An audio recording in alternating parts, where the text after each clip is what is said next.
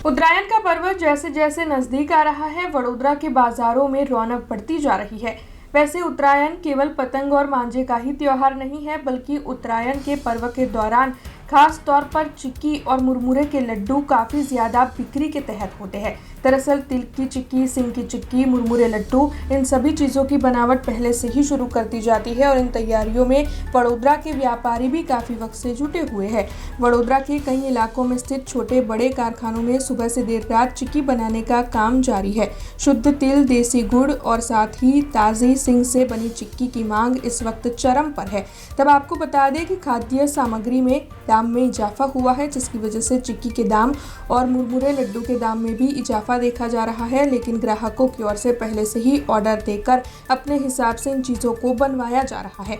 तब आपको ये बता दें कि उत्तरायण न केवल पतंगों का त्योहार है, बल्कि ये पारंपरिक स्वाद और संस्कृति का भी प्रतीक है। तब वडोदरा के व्यापारी इसी परंपरा को बनाए रखते हुए शुद्धता और गुणवत्ता पर विशेष ध्यान दे रहे हैं। तब BRG न्यूज़ की ओर से एक खास रिपोर्ट तैयार की गई है, जो आप भी देखिए।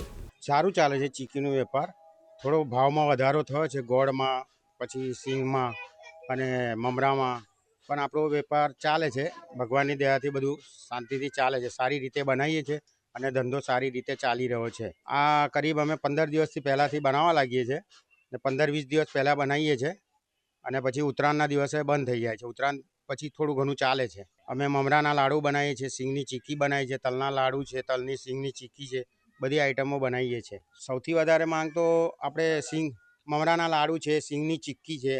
સૌથી વધારે માંગ સિંગની ચીક્કી, તલની ચીક્કીનો માલ ઓપાડ વધારે હોય છે. ચીક્કી એટલે ચીક્કી બનાવવાની પ્રોસિજર એવી છે કે ગોળને અમે ચાસણી મતલબ ગરમ પેલા તાવા પર એના કઢાઈ પર મૂકીએ કઢાઈમાં, અને પછી એ ચાસણી તૈયાર થઈ જાય એના પછી એમાં સિંગદાણા ભૂકો કરીને નાખીએ અને નીચે સિંગદાણા પાથરી દઈએ અને એના પછી પાછું ગોળ ચલાવીને એના પર નાખીએ ને પછી ઉપર સિંગદાણા પાછું નાખીએ, પછી વેલણથી બરોબર એને વેરીએ, પાતરી કરીએ. પછી કટ આઉટ આવે છે અમારી પાસે, ચાકુ જેવું હોય છે, એનાથી અમે કાપી દઈએ છીએ અને પછી એનાથી ટુકડા પીસ પડી જાય પછી એ પેકિંગમાં 500 ગ્રામની પેકિંગમાં ભરીએ છીએ અને એ પછી સેલ થાય છે. હવે આમાં સાહેબ બધાના અલગ અલગ ઘરે બનતું હોય એટલે એ પ્રમાણમાં તો ન ખબર પડે, પણ આપણા ઘરે કેવું છે 50 કિલો 100 કિલોની આસપાસ સિંગની ચીક્કી હોય, 50 કિલો તલની ચીક્કી હોય અને લાડુ હોય 20 મતલબ 2-3 મમરા જેવા 3-4 મમરા જેવા લાડુના પેકિંગ હોય.